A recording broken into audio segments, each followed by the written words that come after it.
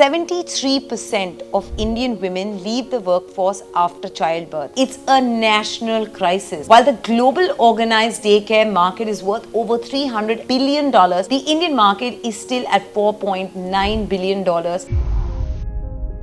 And this episode, as we title, is called The Future of Care.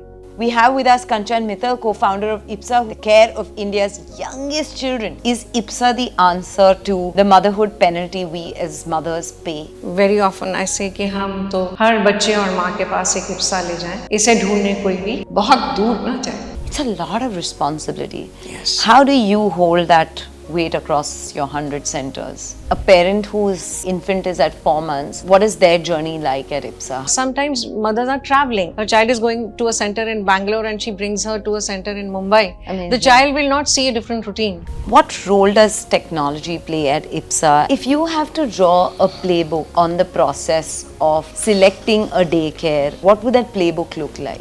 Can professional care be substituting care that you get at home? Or is that a wrong question to begin with?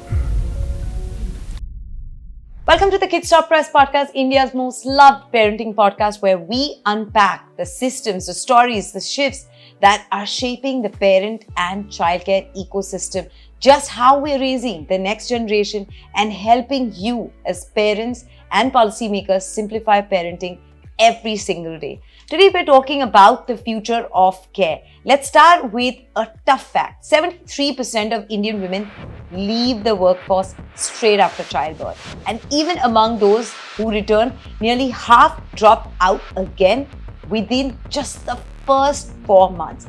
This isn't just a personal struggle, it's a national crisis. While the global organized daycare market is worth over $300 billion, the Indian market is still at $4.9 billion, expected to grow to about $11 billion by 2033. But infrastructure still trails behind the need. Kanchan Mittal, the co-founder of IPSA, started her career in finance, then moved to non-profit, but chose to pour her heart, her leadership into an entirely different kind of investment, the care of India's youngest children. With over 100 centers, a workforce over 1,000 plus women, and a powerful philosophy rooted in dignity, safety, and emotional intelligence. Kanchan, welcome to the Kids Stop Press podcast. And this episode, as we title, is called The Future of Care. I wanted to ask you this, and biting the bullet absolutely first. Is IPSA the answer to the motherhood penalty we as mothers pay every single day? Yes. I'm so happy to tell you that it's a big yes. I've been a working mother myself and I've seen what this penalty looks like. And, I had two daughters at a gap of 15 months. But I'm amongst very few adamant women who were not ready to give up their careers. We wanted children, we wanted marriage, we wanted a house, we wanted everything in life. Yeah. So we were adamant, we relied on family a lot. Right. And the big deterrent is everybody was not as lucky as I was to have a strong family support. Right. And there was no reliable childcare option to share the burden and to actually help a woman carry on with her careers, where we've invested so much. Right, absolutely. You built IPSA on the belief that care can transform futures. What are the foundational gaps that you saw while you were raising your children and building IPSA? See, as I said that, I had strong family support. But then also, you see that there is a lot of energy difference in between a grandmother and a child. She's not able to match the energy of a child. And what happens is that you start relying on electronic gadgets that are these days so available in plenty. So children start watching the serials that the dadi is watching. They do all the puja. They listen to all the gossip that is happening on the phone. And this difference I saw in my daughters also. Yeah. One day I came back and luckily the school introduced a 2 hours daycare center. And those 2 hours also made a difference to my daughter's life. Right. And I thought that yes, something should come up where these 2 hours can be extended to maybe 24 hours. And there is a reliable fallback option. So Right. it's not just a motherhood penalty, it's a grand penalty to the grandmother also. Yeah. You know, she has to cut down on all her social life and look after the children who she actually cannot compare, Right. just if you consider the physical energy that is available with her. Right. From finance to social development to early childcare, what pulled you into this mission? The very fact that there was a huge gap to be taken care of, and I have two daughters, we wanted to leave a better world for our children. All of us, especially if you have daughters, you see them working so hard on their careers, and we can't wait for the world to correct itself. We have to be the change. Right. So first opportunity we got when we found a daycare plot in Gurgaon, and we took that opportunity. I switched from a not-for-profit sector where I was looking at a lot of interventions that were happening for livelihood of women, for their wellness also, to bring them back on the workforce. So we Right. thought this is an opportunity and we should start. We started with a small center, one center in Gurgaon. And today we've reached over 100 centers all over the country. Wow. There's no looking back. Yeah. In this one more experience I want to share with you, Mansi, is that, I understood that my whole world while I was working was in between my office and my house. So there's a tailor shop, there's a grocery store, there is a beauty parlor, stationery shop, everything is on the way. And we understood if we really want to reach out to that many women, we have to be accessible to them. So having one center or two centers won't help this cause. We have to expand. And very often I say कि हम तो हर बच्चे और माँ के पास एक इप्सा ले जाएं, इसे ढूंढने कोई भी बहुत दूर ना जाए. बहुत दूर चला गया तो it'll not be accessible. I It'll love lose that. its sense. Yeah. You know, while I was getting ready for the shoot and I spent so much time at the center, I saw you need to be very, very patient. You're dealing with children who are very, very young. And as we all know, the first 2 years of a child's life, the first 1,000 days, is so critical, where there's so much brain development that is happening. Over 1 million neural connections are happening every second. It's a lot of responsibility. Yes. How do you hold that weight across your 100 centers? One thing is, the qualification never goes waste, I have worked in large organizations. So that experience actually came out very handy while we were designing IPSA. So we were able to bring in systems. There's a system, a designed curriculum that is there, which is given to every center all over the country. Every center receives a monthly plan. Every center receives a weekly plan. There is an interaction with the parents. Every 3 months, we interact with parents. So we brought in systems, and there's a regular review. There is a training mechanism that happens, especially in Bombay and Gurgaon, where there's a cluster of centers.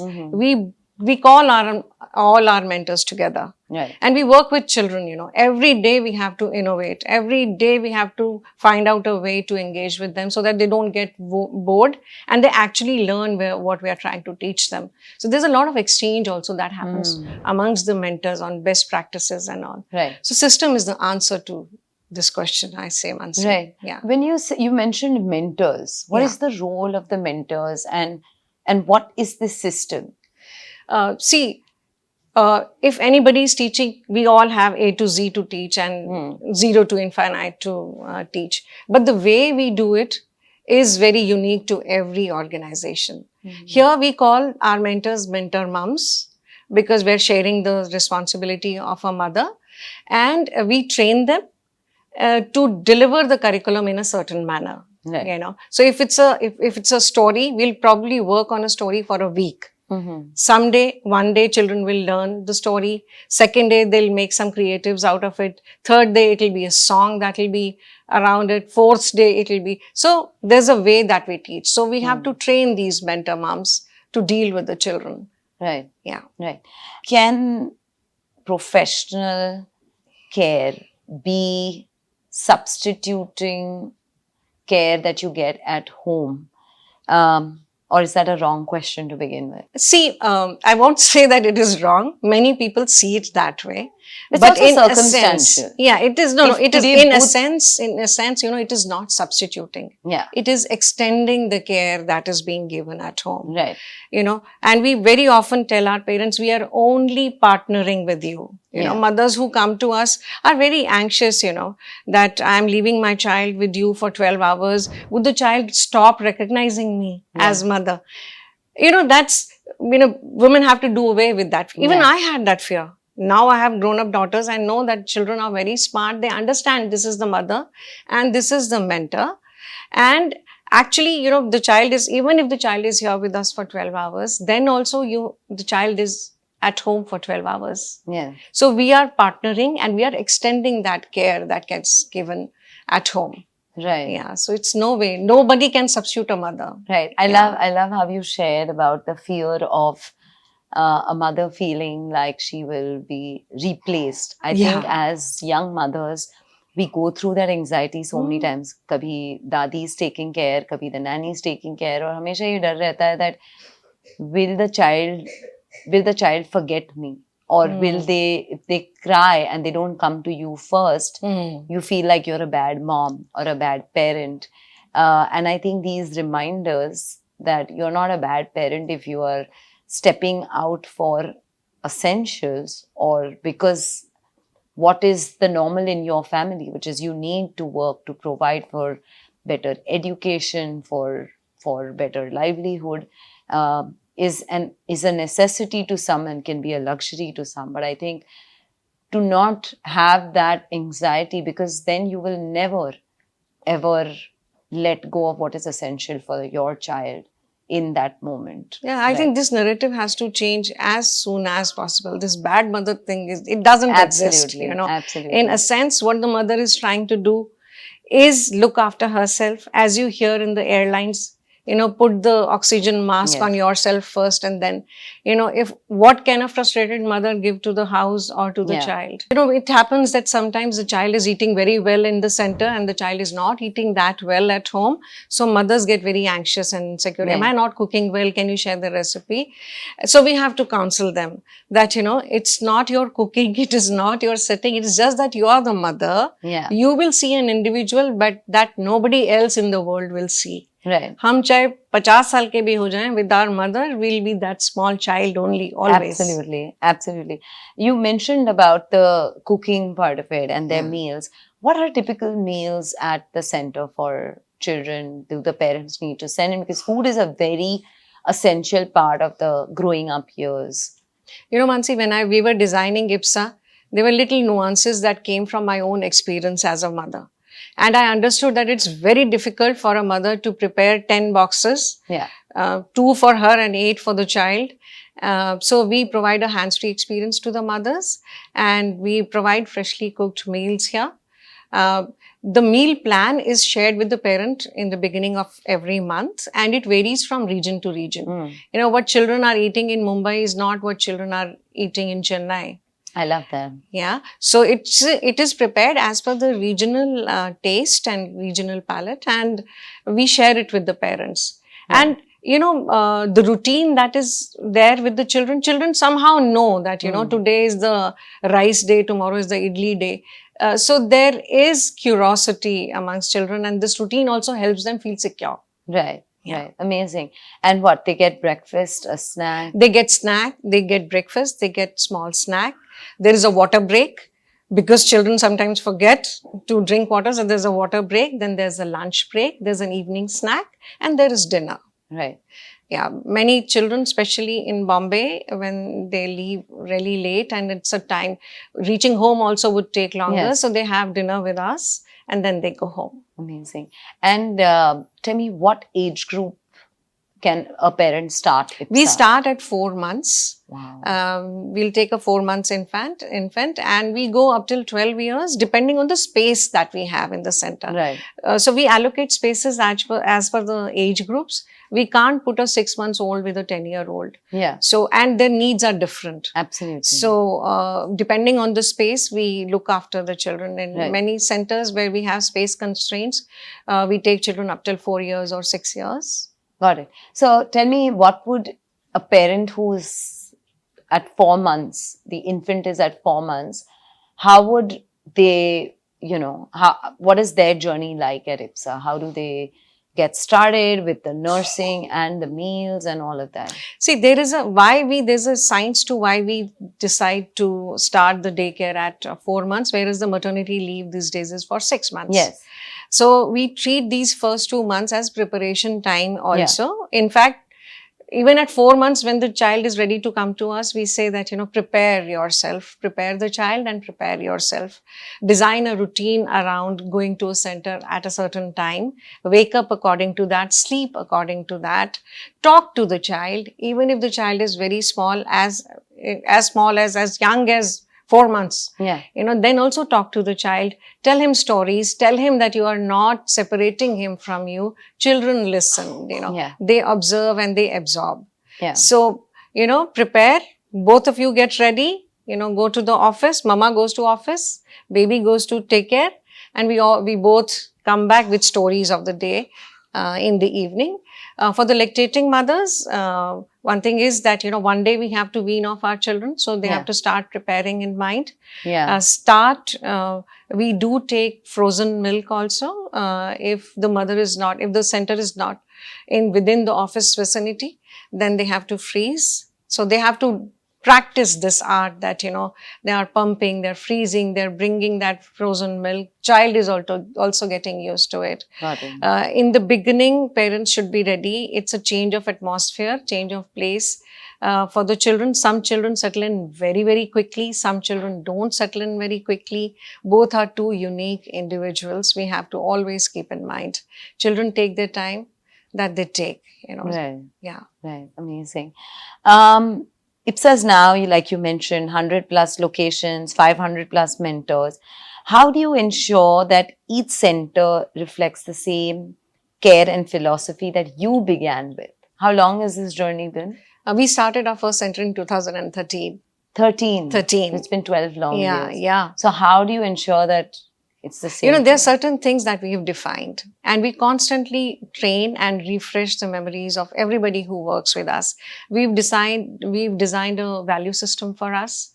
And if I tell you those 5 values, you'll know absolutely what happens in IPSA, in every center of IPSA. Right. And I'm very happy to tell you, sometimes there are transfers that are happening, work transfers, or sometimes mothers are traveling. So a mother is traveling from Bangalore to Mumbai, and if she brings her child is going to a center in Bangalore and she brings her to a center in Mumbai, Amazing. The child will not see a different routine. Amazing. The child will not see a different way of interaction or reporting to the parent. And that is such a big help, I tell you. Yeah. Women are able to travel. Women are able to accept the transfers. Yeah. They are able to take the promotions because we are here to partner. I'm just wondering that why didn't I know of IPSA back in 2013? But this is so amazing. I think you're doing such an amazing job because you've taken care of so many aspects, whether it's the nursing mom, whether it is the mom who needs to travel for work, whether it is the mom who finishes late and the child reaches, at least in the metros with so much traffic, they need that dinner because you don't know how much time it is going to take to get home.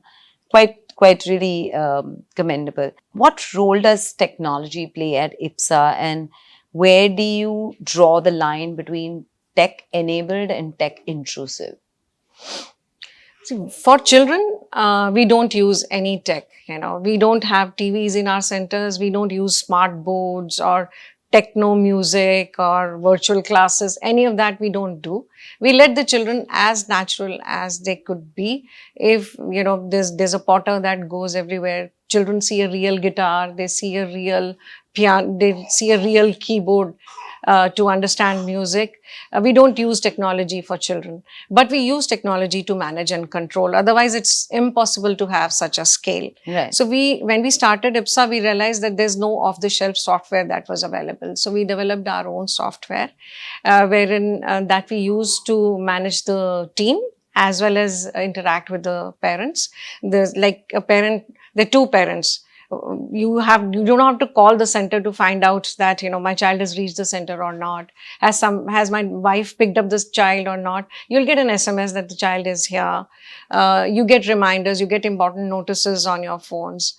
We do that. Every center has, for safety, has CCTV cameras that are in, but we don't provide streaming to the parent. Yeah. Because we treat it as an intrusion into the lives of the child and our center. But we do have CCTV cameras.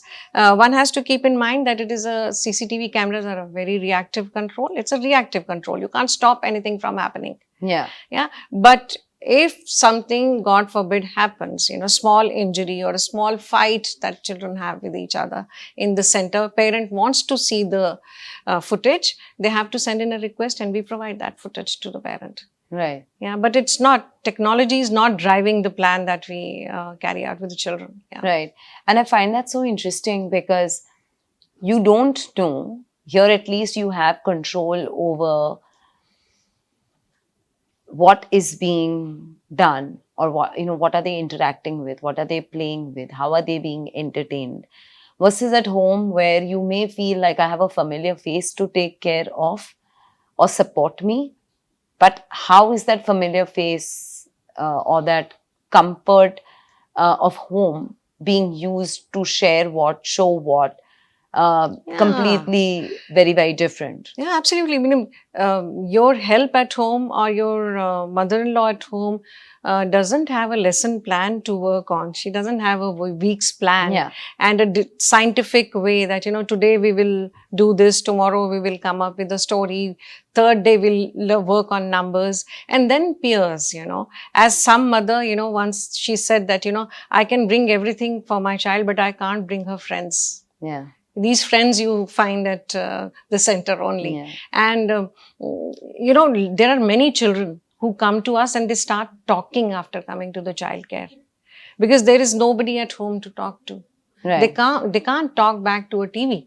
Yeah. They can't talk back to a phone. So if you see, I see in public setting so many children who are just busy on their phone, they're eating and the mother is just feeding them. So that is not something. It's a very interesting part that we spoke of, that the parent is reluctant. Yeah, there is this resistance. I don't want to send them to daycare because I want them to be at home, because at least there is grandparent or a nanny that is taking care of. But we don't know what the grandparent or the nanny are watching, consuming, behavior, language. Is the child speaking to them? Is there conversation? What are they consuming? And of course, most important, are they communicating back with the child? Because like you very rightly said that, sometimes if the child is also consuming the same content as the grandparent or the nanny, then how are they developing communication skills which are absolutely right for them? Is somebody responding back to them in an age-appropriate fashion? And is there a dialogue, or is it a one-way communication that is happening? So I feel all of these are such important questions that parents must consider before they're evaluating organized daycare or having the child at home. Yeah, these are very important considerations one should have. And I must share with you, many a times, the journey of a mother, if she chooses to get back to work, starts with a phone call to us. Yeah. Yeah. In that phone call, she discusses a lot of apprehensions and she wants our support to convince her family. Yeah. It's not strange for us to see that, both the grandparents, husband, sometimes husband's friend and mother, all of them are there. And the poor girl wants our support to convince all of them, because there are at least 10, 12 people in the house who are telling her how selfish she is to think that she'll get back to work and this is not the right thing to do. So no, but it's very interesting that you say that. Also guilt, जो आपने कहा that, the grandparent, the friends, the husband, everybody's talking, and this mother who's feeling very, very guilty for leaving her child behind at daycare, prioritizing herself, prioritizing for something that she believes that she can manage both, but just needs a little bit more push, a little bit more support, and support in the way that she's not compromising on anything. How do you help reframe that narrative for that parent? One thing is that we allow the parent to experience a day. Yeah. So the parent actually experiences that day. There are interactions that we facilitate with other mothers whose children are coming to the daycare center. That helps a lot. My own example is there. If you have to draw a playbook for parents on the process of selecting a daycare, or or just preparing themselves, or even considering that look at a daycare, what would that playbook look like? First of all, just see the convenience, the approach of the center. This is also a tangible, and there are tangibles and there are intangibles. The tangible being, of course, see how the access to the center. Is the center clean, safe? What kind of staff is there? What kind of program that they use? How they interact with parents? But there's an intangible. When you enter a center, do give attention to the vibe that you get. We spend a lot of energy on training our mentors to be happy. We start with a prayer, and the aim is that, we leave behind whatever has happened at home or on way to the center. But here we are to share the joy, on a journey of joy. So we have to be happy. Just pay attention to the vibe that you are getting in this center. Right. That's the big intangible. Right. And ask as many questions as you want. Yeah. We are all here. Also, a very important thing that today there is so many. Now, IPSA is obviously 100-center company, right? How do parents, what would your advice be to parents to not take up a center which may seem more convenient but does not have systems, processes into place? Because, or a local lady in the building. I also see a lot of parents saying, oh, I have put my child, this is a lady in the building who takes care, and which is okay, there's no judgment. But what would your advice be to just evaluate, अगर आप कहीं पे भी डाल रहे हैं अपने बच्चे को, what are the red flags that a parent should watch out for before trusting anybody? Because obviously we are seeing so many cases and scenarios where a child is not taken care of according to standards. So what would those red flags be? See, first of all, see the physical safety of the place. Is the place child secure? With that, we mean, are there heavy doors in the center? Do you see sharp edges around that place? Do you see enough security? There's no balcony that has a door, the child can just slip out. Is there a proper way that, it's not that you are busy in something and child just walks out. Yeah. So all these safety measures should be there. Also insist on asking on what sort of a plan that they have for the day, for the child. It's not just caregiving, Children are at such a receptive age. This is a crucial age. So you must pay attention to how many children she's taking and how she's taking care of the children. What happens throughout the day. And cameras these days, to go back and see how the day has been. Tomorrow some injury happens, then how are you going back and just reviewing on what happened actually. So these kind of safety measures are a must, and you must find out how they plan to engage the child throughout the day. Right. In October 2024, there was a Supreme Court ruling, and they launched a creche and issued norms for its functioning. Should those, and they did see a few cases against as well. Do you feel that those can become benchmarks for private sectors as well? Definitely.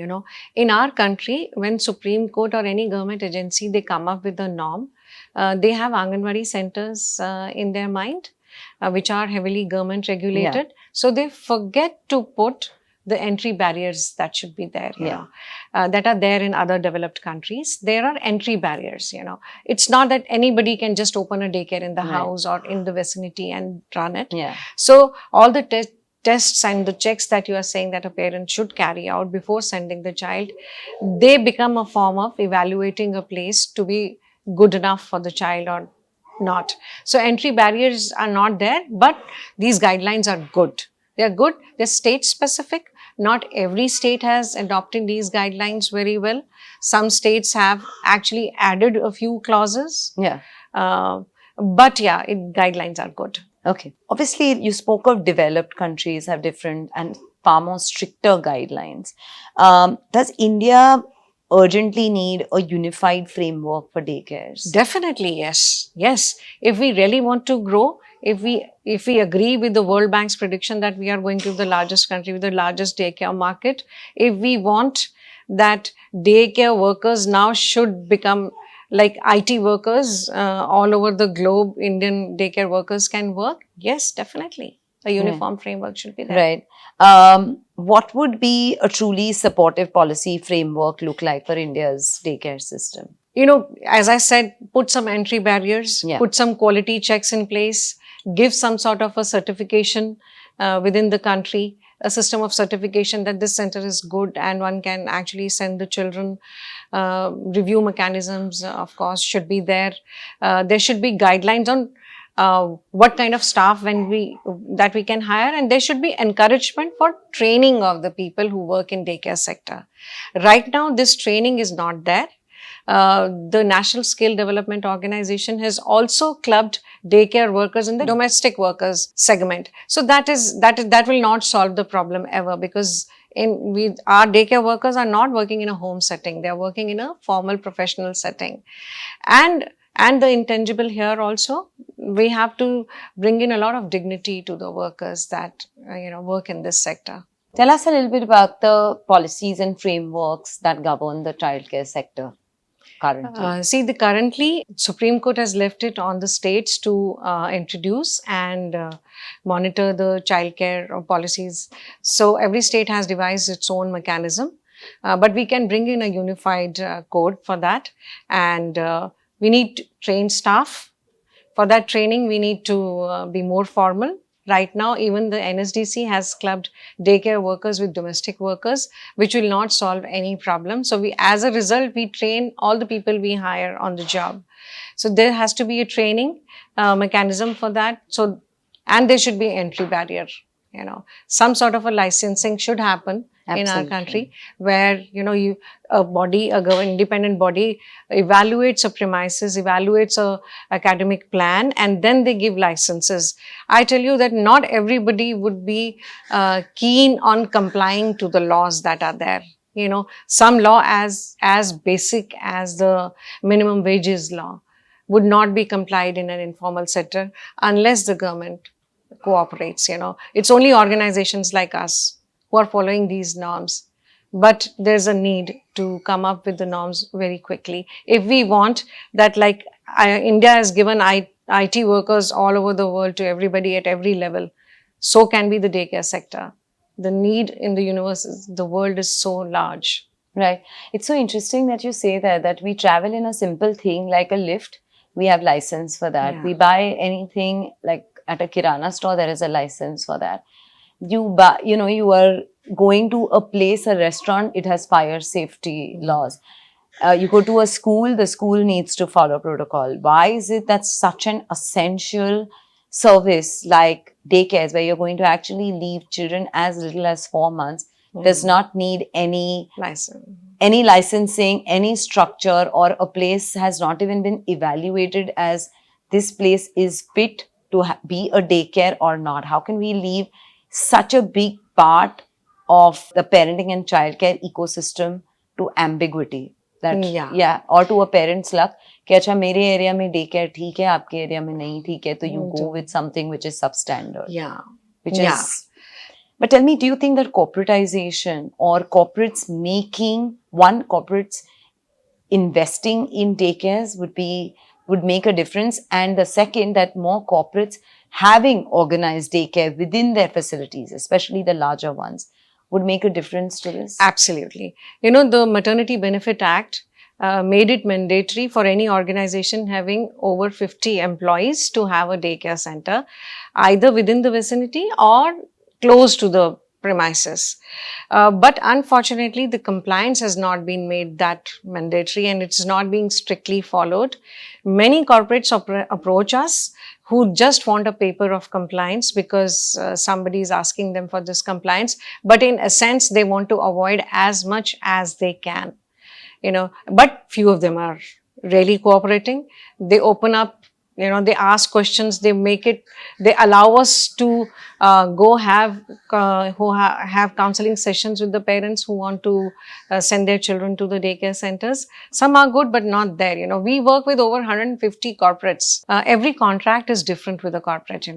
Not all the centers are within the vicinity. There are centers that are close to the vicinity. There are centers with hybrid working that are close to the houses of the employees who are working there. But the corporate is supporting. Just 150 is hardly a number. Yeah.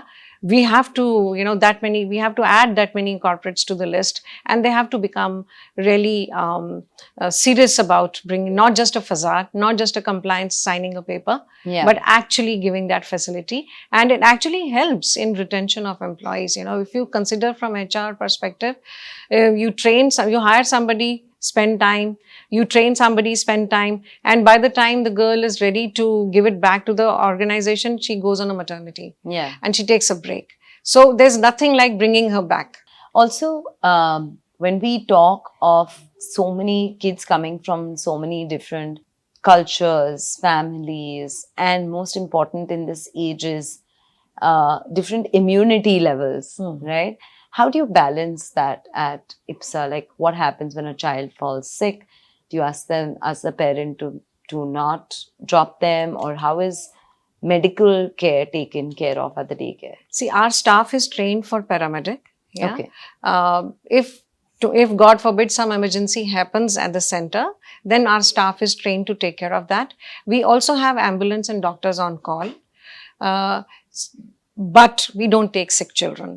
If your child has fever or is coughing or has a running nose, we suggest that the parent takes him back and bring only the healthy child. Yeah, we don't take generally unwell children. We're not equipped for that. Even if it is a medicine there's a special form that the parent signs with the doctors, with a copy of doctor's prescription to us. But we don't put ear drops, nasal drops. We don't nebulize. We don't do all of that. Got it. Yeah. Got it. Tell me, what are the pillars of IPSA's early childcare model, and how do they map against the developmental science in the early years of a child? See, we've spent heavily on building a curriculum. We brought in experts who've built a curriculum, and that is further broken into the plans that we have for the day. Like for a very small child, we've given some names to the groups. For the first, for a child who's between the age group of 4 months to 1 year, we call this child a beauty group. For beauty group, there is emphasis on sensorials. Yeah, so the child is often sung to.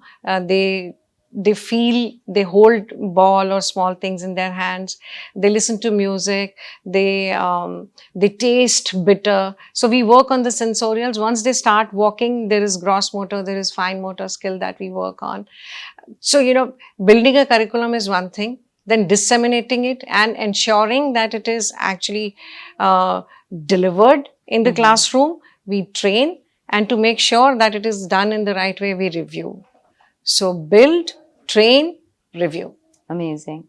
Do you feel like today's children are overstimulated, and how do you create space for just being and not constantly doing something or the other?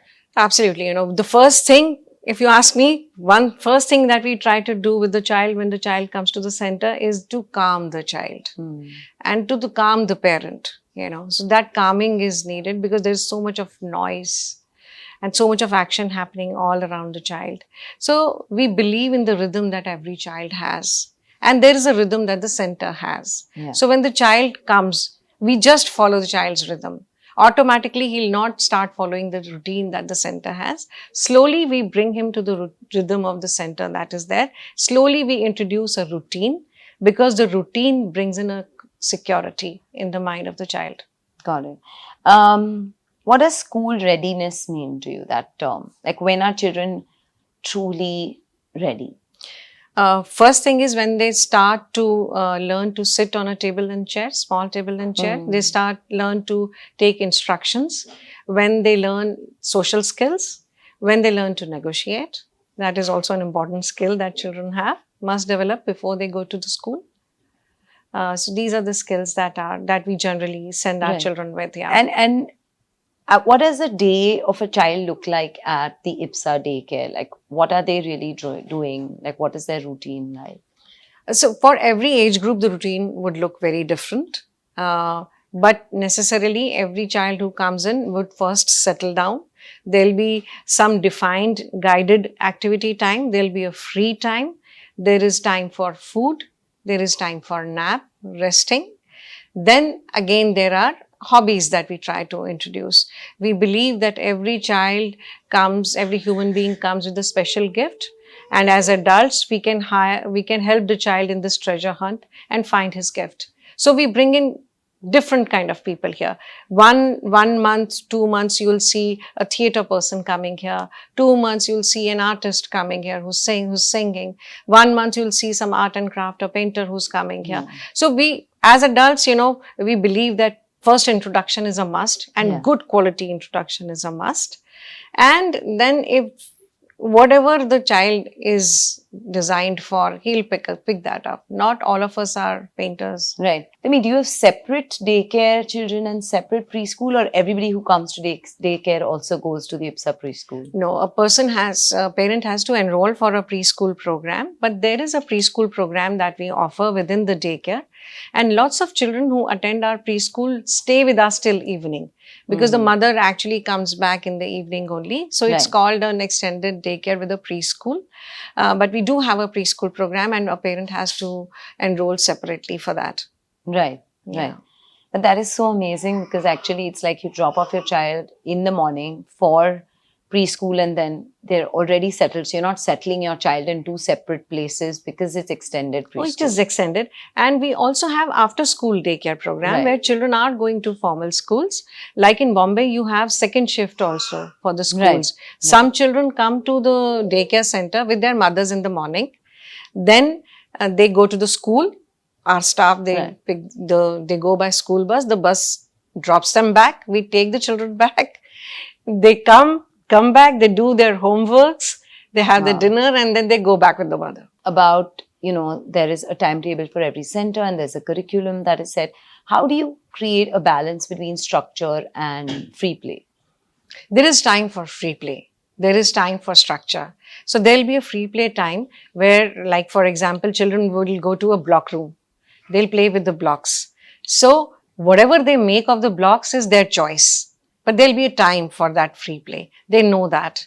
Because we want to, it's a life habit, Discipline, maintaining a routine is a life habit. That is what we're trying to build in our children. Right. Yeah. So within that time frame, they know. Now they'll play, they'll bring all the toys together, bring them down, play with them, and then keep them back. Yeah. So what is happening? They're completing a cycle. Yeah. Yeah. So within a play zone, they have a routine, they have a system. That is, Do you often find what you are teaching in school or at the daycare is different, and what is being practiced at home sometimes is very different? So you may be having a very digitally clean environment, but the child is consuming a lot of screen back at home and has that addiction problem. How do you sort of balance that back in school?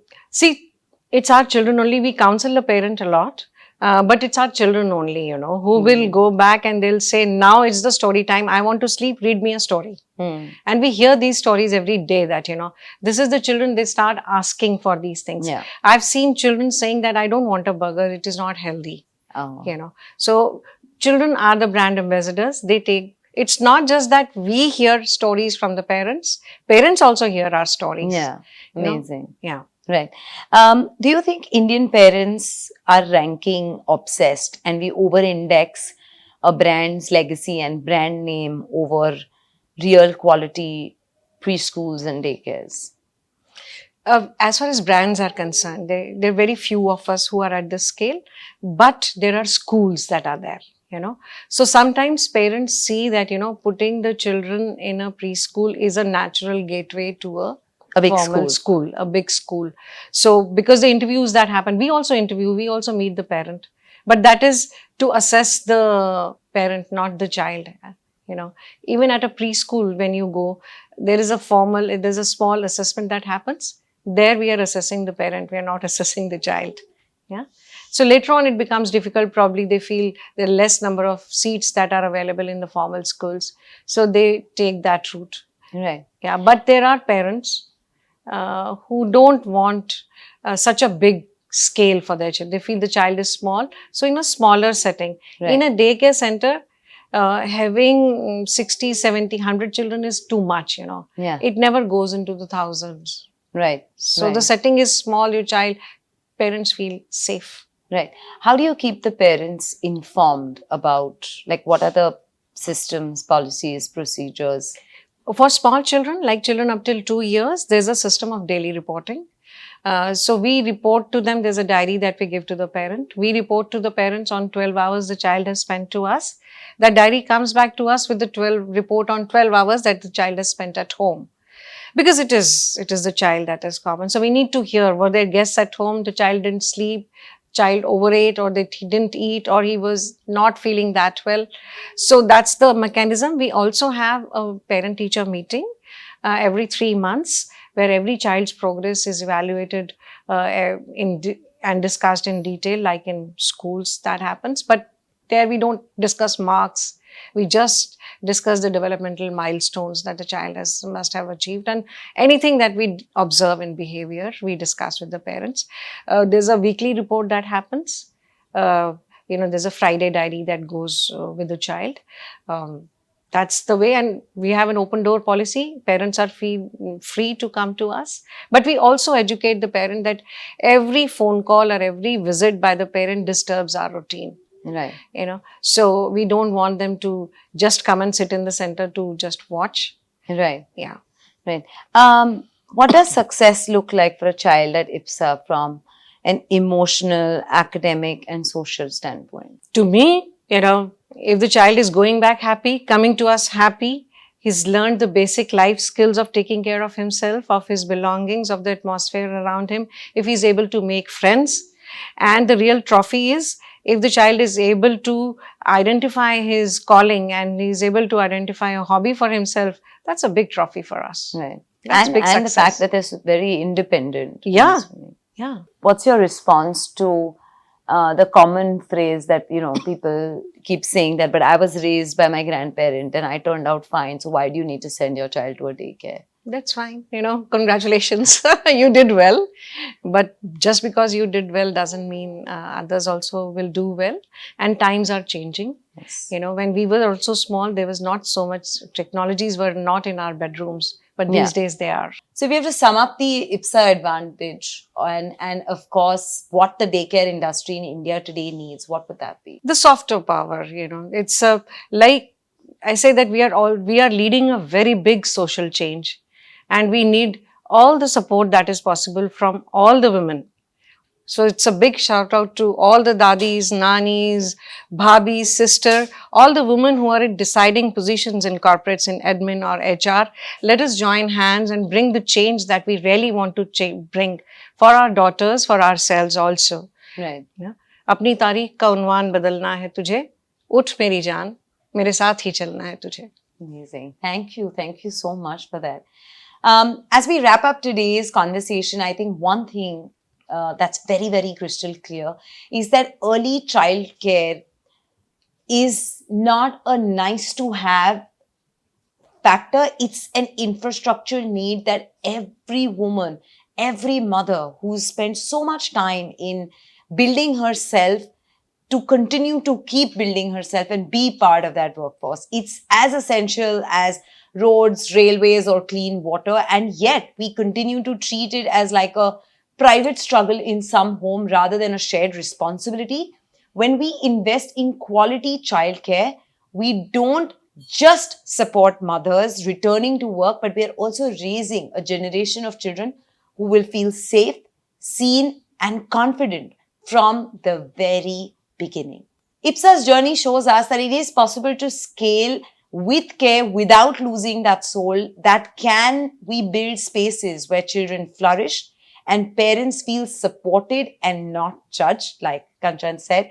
But this change requires more than awareness. It needs courage from parents, from families, from policymakers, from employers, all of us alike. If you're a new parent trying to make that decision on daycare or a business leader wondering how to support your workforce, remember, care is not a compromise. It's a commitment that you need to make for yourself or for the workforce that reports into you. To learn more about IPSA or explore their centers across India, please visit their website. I've put the link in the description box below. And if you found value in this episode, of course, don't forget to like, share, and subscribe. And most importantly, leave us a review wherever you're listening to this episode or watching this episode on.